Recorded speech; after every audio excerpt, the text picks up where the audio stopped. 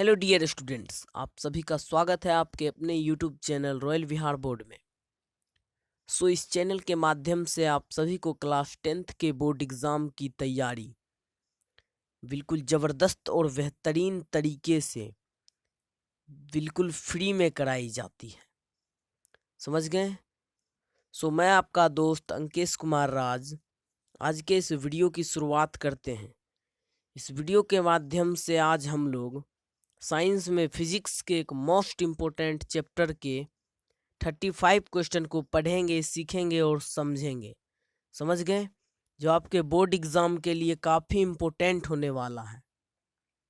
समझ गए आप लोग? तो ये इसका पार्ट 1 है। विद्युत धारा के चुंबकीय प्रभाव से रिलेटेड 35 क्वेश्चन इसमें है। समझ गए? इसका पार्ट 2 भी जल्द ही अपलोड हो जाएगा। इस वीडियो को आप देखना ना भूलिएगा। समझ गए? और अभी तक हमारे चैनल रॉयल विहार बोर्ड को सब्सक्राइब नहीं किए हैं तो सब्सक्राइब कर लीजिए और बेल आइकन को ऑल पे प्रेस कर लीजिए। समझ गए? चलते हैं हम अपने प्रश्न की ओर। तो हमारा पहला प्रश्न क्या कह रखा है? पहला प्रश्न देखिए, कह रहा है कि किसी सीधे चालक में धारा की दिशा और उससे संबंध चुंबकीय क्षेत्र की दिशा किस नियम से ज्ञात की जा सकती है?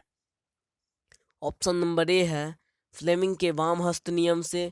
ऑप्शन नंबर बी है फ्लेमिंग के दक्षिण हस्त नियम से। ऑप्शन नंबर सी है मैक्सवेल के दक्षिण हस्त नियम से। और ऑप्शन नंबर डी है मैक्सवेल के वाम हस्त नियम से। तो इसका राइट आंसर हो जाएगा ऑप्शन नंबर सी, मैक्सवेल के दक्षिण हस्त नियम से। जो हमारा मैक्सवेल का दक्षिण हस्त नियम होता है उससे अंगूठा धारा की दिशा और जो उंगली होती है, जो चारों उंगलियां होती है, वो चुंबकीय क्षेत्र की दिशा को दिखाती है। समझ गए? तो क्वेश्चन में यही बोला था। तो इसका right answer option number C हो जाएगा, मैक्सवेल के दक्षिण हस्त नियम से। चलते हैं नेक्स्ट प्रश्न की ओर। नेक्स्ट प्रश्न हमारा क्या कह रहा है कि फ्लेमिंग के वाम हस्त नियम में अंगूठा किसकी दिशा का संकेत करता है? ऑप्शन नंबर ए धारा का, ऑप्शन नंबर बी चुंबकीय क्षेत्र का, ऑप्शन नंबर सी बल का और ऑप्शन नंबर डी इनमें किसी का नहीं। तो इसका राइट आंसर हो जाएगा ऑप्शन नंबर सी बल का। फ्लेमिंग के वाम हस्त नियम में अंगूठा जो है, अंगूठा बल की दिशा को प्रदर्शित करता है। समझ गए? चलते हैं नेक्स्ट प्रश्न की ओर। नेक्स्ट प्रश्न हमारा क्या कह रहा है कि विद्युत धारा उत्पन्न करने की युक्ति को क्या कहते हैं? ऑप्शन नंबर ए है जनित्र, option number B galvanometer, option number C ammeter और ऑप्शन नंबर डी, ये क्या है भाई साहब? ऑप्शन नंबर डी में क्या है? सिर्फ मीटर दे रखा है, वोल्ट मीटर है। समझ गए? तो इसका right answer option number A हो जाएगा, जनित्र। विद्युत धारा उत्पन्न करने की युक्ति को जनित्र कहते हैं। समझ गए? विद्युत धारा उत्पन्न करने की युक्ति को जनित्र कहते हैं। ये सारे क्वेश्चन जो है बोर्ड एग्जाम में पूछे जा चुके हैं। सारे क्वेश्चन वीवीआई मोस्ट इम्पोर्टेंट है। आप इसका नोट बना के इसको याद कर लीजिएगा। समझ गए? नेक्स्ट प्रश्न क्या कह रहा है कि किसी प्रोटॉन का निम्नलिखित में से कौन सा गुण किसी चुंबकीय क्षेत्र में मुक्त गति करते समय परिवर्तित हो जाती है? ऑप्शन नंबर ए है द्रव्यमान, ऑप्शन नंबर बी है चाल और ऑप्शन नंबर सी है वेग और ऑप्शन नंबर डी है संवेग। तो इसका right answer option number C वेग हो जाएगा। समझ गए? Option number C is the right answer. Next प्रश्न क्या कह रहा है? नेक्स्ट प्रश्न क्या कह रहा है कि वास्तव में विद्युत जनित्र, ऑप्शन नंबर ए विद्युत आवेश के किसी स्रोत का कार्य करता है, ऑप्शन नंबर बी ऊष्मीय ऊर्जा के स्रोत का कार्य करता है, ऑप्शन नंबर सी विद्युत चुंबक की तरह कार्य करता है और ऑप्शन नंबर डी ऊर्जा के परिवर्तक की तरह कार्य करता है। तो इसका right answer option number D हो जाएगा, ऊर्जा के परिवर्तक की तरह कार्य करता है। समझ गए? आप लोग ये सारे क्वेश्चन जो है 35 क्वेश्चन है, इन सभी क्वेश्चन को आप लोग नोट बना के याद कर लीजिएगा, जो आपके बोर्ड एग्जाम में काफ़ी इम्पोर्टेंट होने वाला है। मैं गारंटी के साथ कहता हूँ, यदि आप इसका पार्ट 2 देख लीजिएगा, पार्ट 1 ये वीडियो है, पार्ट 2 तक मैं अपलोड करूँगा और विद्युत धारा के चुंबकीय प्रभाव से रिलेटेड सारे क्वेश्चन जो हैं हमारे खत्म हो जाएंगे। तो ये दोनों लेक्चर को आप यदि देख लेते हो तो आपका 5 नंबर कन्फर्म हो गया, समझ गए। सो नेक्स्ट प्रश्न क्या कह रहा है कि किसी एसी जनित्र तथा डीसी जनित्र में एक मूलभूत अंतर यह है कि ऑप्शन नंबर ए, एसी जनित्र में विद्युत चुंबक होता है जबकि डीसी जनित्र में स्थायी चुंबक। ऑप्शन नंबर बी है, डीसी जनित्र उच्च वोल्टता का जनन करता है। ऑप्शन नंबर सी है, एसी जनित्र उच्च वोल्टता का जनन करता है, उच्च वोल्टता का। और ऑप्शन नंबर डी है, एसी जनित्र में किसी सर्पी वलय होते हैं जबकि डीसी जनित्र में द्विक परिवर्तक होता है। तो इसका right answer option number D हो जाएगा कि एसी जनित्र में सर्पी वलय होते हैं जबकि डीसी जनित्र में द्विक परिवर्तक होता है, समझ गए। सो नेक्स्ट प्रश्न की ओर चलते हैं। नेक्स्ट प्रश्न हमारा क्या कह रहा है कि विद्युत जनित्र का सिद्धांत आधारित है किस पर। ऑप्शन नंबर ए है, धारा के ऊष्मीय प्रभाव पर। ऑप्शन नंबर बी, विद्युत चुंबकीय प्रेरण पर। ऑप्शन नंबर सी, प्रेरित चुंबकत्व पर। और ऑप्शन नंबर डी, प्रेरित विद्युत पर। तो इसका राइट आंसर हो जाएगा ऑप्शन नंबर बी, विद्युत चुंबकीय प्रेरण पर। विद्युत जनित्र का सिद्धांत विद्युत चुंबकीय प्रेरण पर आधारित है, समझ गए। सो नेक्स्ट प्रश्न की ओर चलते हैं। नेक्स्ट प्रश्न क्या कह रहा है कि लघु पथन के समय परिपथ में विद्युत धारा का मान। ऑप्शन नंबर ए, बहुत कम हो जाता है। ऑप्शन नंबर बी, परिवर्तित नहीं होता। ऑप्शन नंबर सी, बहुत अधिक बढ़ जाता है। और ऑप्शन नंबर डी, निरंतर परिवर्तित होता है। तो इसका राइट आंसर हो जाएगा ऑप्शन नंबर सी, बहुत अधिक बढ़ जाता है, बहुत अधिक बढ़ जाता है। ये क्वेश्चन भी आपके बोर्ड एग्जाम में कई बार पूछे जा चुके हैं। मैं बोर्ड एग्जाम का हर बार का पेपर देखता हूँ तो इसी टाइप के क्वेश्चन मिलते हैं, समझ गए। जितने मैंने आपको करा रखे हैं क्वेश्चन वो सब आप बस पढ़ लीजिए, समझ गए। आपके ऑब्जेक्टिव में 50 में 50 मार्क्स आने वाले हैं और साइंस में तो 40 क्वेश्चन ही पूछता है, तो 40 में 40 की गारंटी, समझ गए।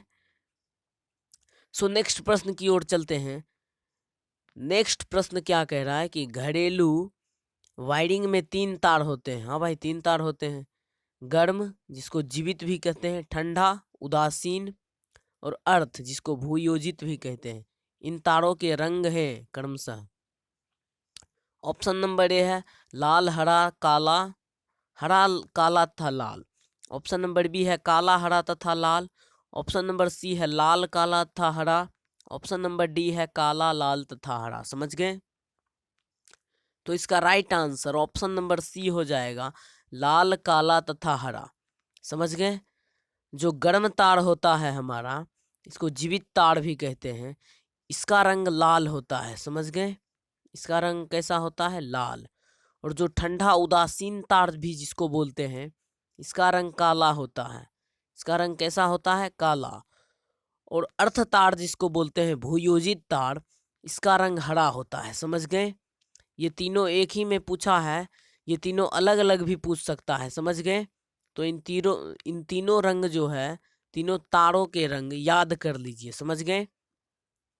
ये सब प्रश्न काफी इंपॉर्टेंट है, बार बार एग्जाम में पूछे जाते हैं, समझ गए। सो चलते हैं नेक्स्ट प्रश्न की ओर। नेक्स्ट प्रश्न हमारा क्या कह रहा है कि घरेलू उपयोग के लिए विद्युत की आपूर्ति, सप्लाई होती है। ऑप्शन नंबर ए, 220 वोल्ट 100 हर्ट्ज पर। 110 वोल्ट 100 हर्ट्ज पर। ऑप्शन नंबर सी, 220 वोल्ट और 50 हर्ट्ज पर। और ऑप्शन नंबर डी, 110 वोल्ट और 50 हर्ट्ज पर। तो हमारे घर की जो विद्युत की सप्लाई होती है वो 220 वोल्ट और 50 हर्ट्ज पर होती है। इसका right answer option number C हो जाएगा। सो चलते हैं नेक्स्ट प्रश्न की ओर। नेक्स्ट प्रश्न हमारा क्या कह रहा है कि विद्युत फ्यूज दुर्घटना से रक्षा कर सकता है। ऑप्शन नंबर ए, अतिभारण के कारण किंतु लघु पतन के कारण नहीं। ऑप्शन नंबर बी लघु पतन के कारण किंतु अति भारण के कारण नहीं। ऑप्शन नंबर सी लघु पतन के और अति भारण दोनों के कारण। और ऑप्शन नंबर डी ना तो लघु पतन और ना अति भारण के कारण। तो इसका right answer option number C हो जाएगा, लघु पतन और अति भारण दोनों के कारण।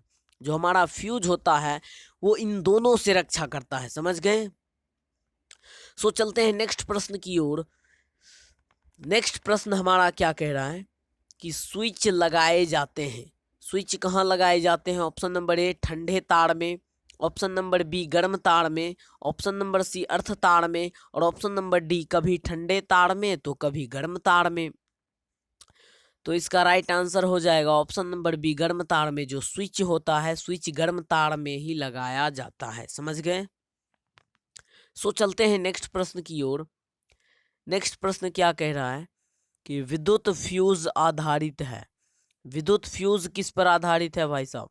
ऑप्शन नंबर ए धारा के ऊष्मीय प्रभाव पर, ऑप्शन नंबर बी धारा के चुंबकीय प्रभाव पर, ऑप्शन नंबर सी धारा के रासायनिक प्रभाव पर, और ऑप्शन नंबर डी विद्युत चुंबकीय प्रभाव पर।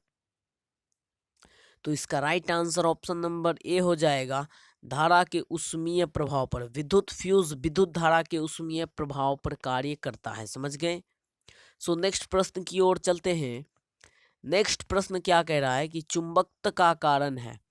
चुंबकत्व का कारण है ऑप्शन नंबर ए आवेशों की गति, ऑप्शन नंबर बी तांबे का तार, ऑप्शन नंबर सी धातु की प्रकृति, और ऑप्शन नंबर डी स्थिर आवेश। तो इसका right answer option number A हो जाएगा, आवेशों की गति। चुंबकत्व का क्या कारण है? आवेशों की गति, समझ गए। चलते हैं नेक्स्ट प्रश्न की ओर। नेक्स्ट प्रश्न क्या कह रहा है कि विद्युत परिपथ में विद्युत फ्यूज जोड़ा जाता है। ऑप्शन नंबर ए अर्थ तार में, ऑप्शन नंबर बी उदासीन तार में, और ऑप्शन नंबर सी विद्युन्मय तार में, और ऑप्शन नंबर डी ठंडे तार में। तो विद्युत परिपथ में विद्युत फ्यूज जो जोड़ा जाता है वो विद्युन्मय तार में जोड़ा जाता है। अब आप लोग कहिएगा विद्युन्मय तार क्या है? तो इसी को लाइव वायर या इसी को गर्म तार बोलते हैं, समझ गए।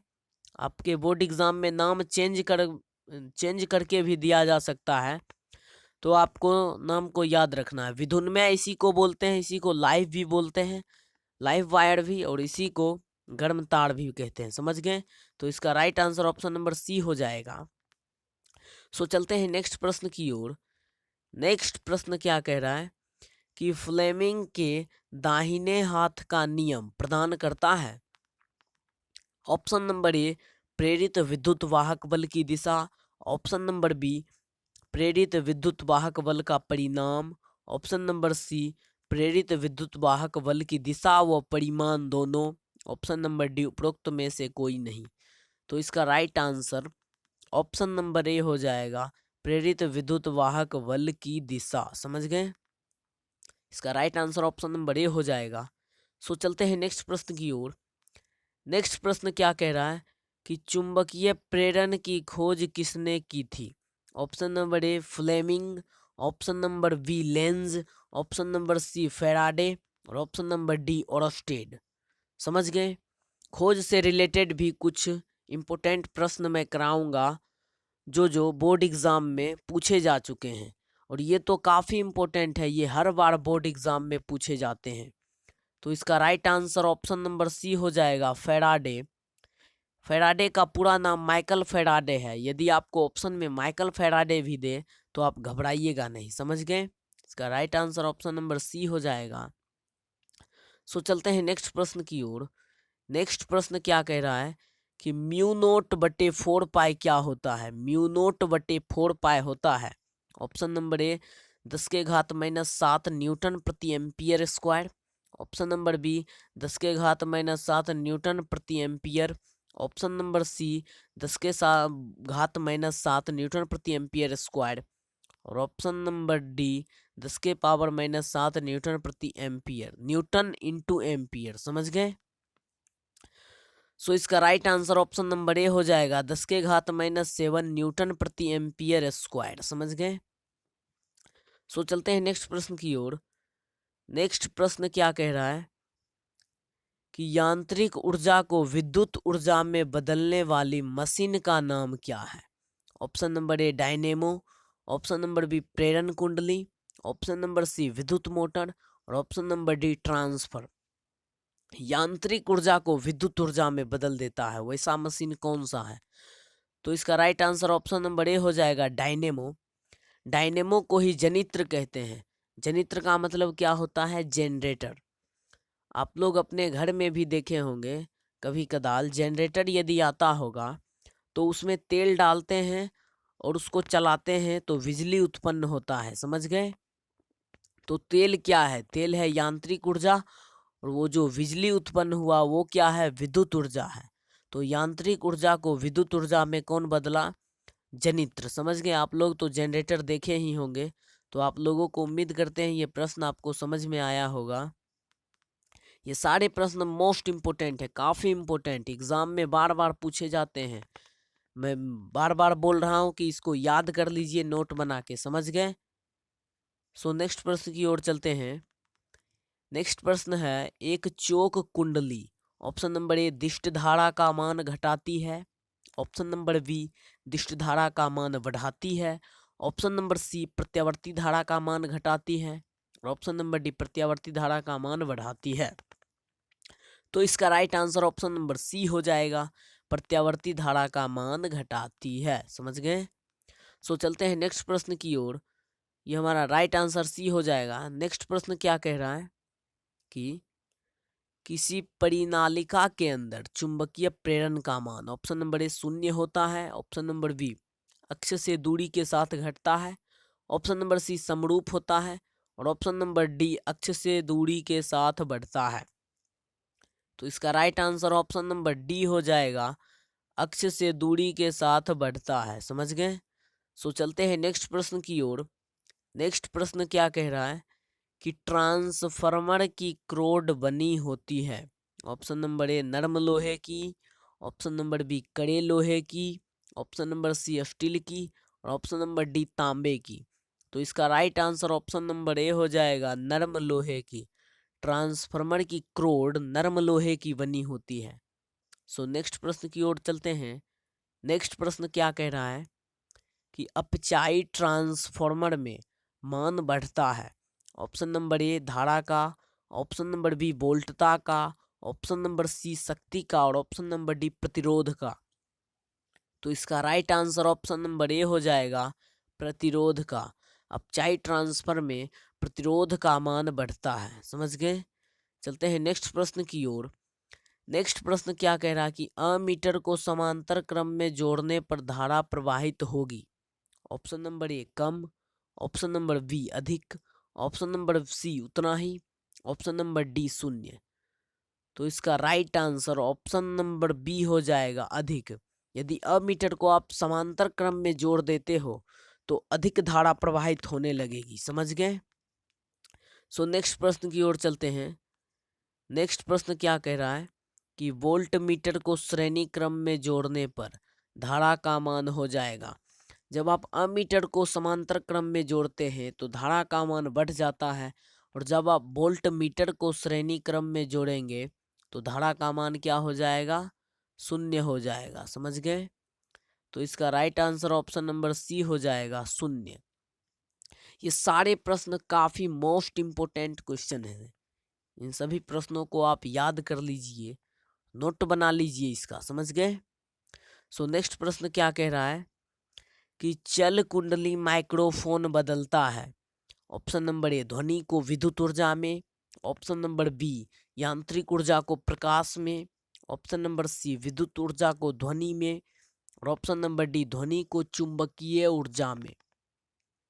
समझ गए? तो इसका right answer option number A हो जाएगा, ध्वनि को विद्युत ऊर्जा में।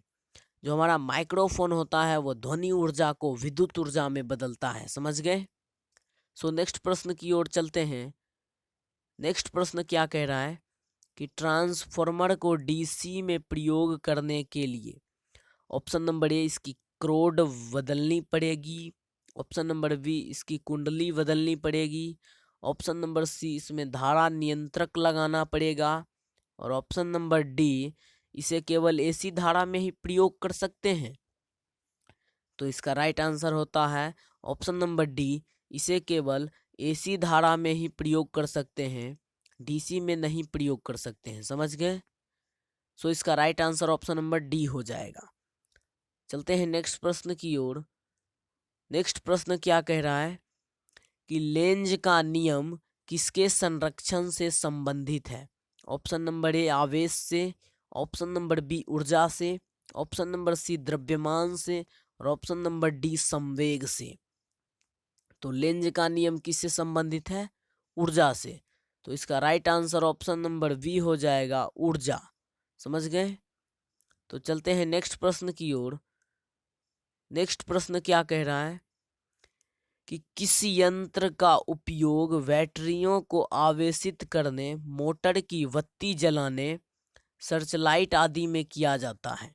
ऑप्शन नंबर ए विद्युत मोटर का, ऑप्शन नंबर बी धारा मापी का, ऑप्शन नंबर सी ट्रांसफार्मर का और ऑप्शन नंबर डी डायनेमो का। तो इसका right answer option number D हो जाएगा, डायनेमो का। इन सब कामों के लिए डायनेमो का प्रयोग करते हैं। समझ गए? डायनेमो का मतलब क्या होता है?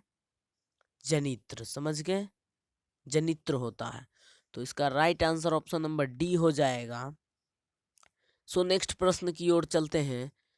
नेक्स्ट प्रश्न क्या कह रहा है कि डायनेमो उत्पन्न करता है? ऑप्शन नंबर ए आवेश, ऑप्शन नंबर बी विद्युत वाहक बल, ऑप्शन नंबर सी इलेक्ट्रॉन और ऑप्शन नंबर डी चुंबकीय क्षेत्र। तो इसका right answer option number B हो जाएगा, विद्युत वाहक बल। डायनेमो विद्युत वाहक बल उत्पन्न करता है। समझ गए? सो चलते हैं नेक्स्ट प्रश्न की ओर। सो आज का लेक्चर हमारा खत्म हो गया। समझ गए? जो 35 क्वेश्चन था, जो मोस्ट इम्पोर्टेंट क्वेश्चन था हमारा, वो आज का हमारा खत्म हो गया। और मैं आप लोगों को बार बार कह रहा हूँ कि उन सारे प्रश्नों को आप नोट बना के याद कर लीजिएगा। और आज का लेक्चर जो है हमारा खत्म होता है। सो इसका पार्ट 2 लेक्चर मैं जल्द ही लेके आऊँगा। यदि आप लोगों को यह वीडियो पसंद आया होगा तो वीडियो को लाइक कर दीजिएगा और चैनल को सब्सक्राइब कर दीजिएगा। समझ गए? और बेल आइकन को ऑल पे प्रेस कर लीजिएगा। Thank you. आज के लिए इतना ही। इसी के साथ वीडियो की एंडिंग करते हैं। मिलते हैं नेक्स्ट वीडियो में। तब तक के लिए धन्यवाद।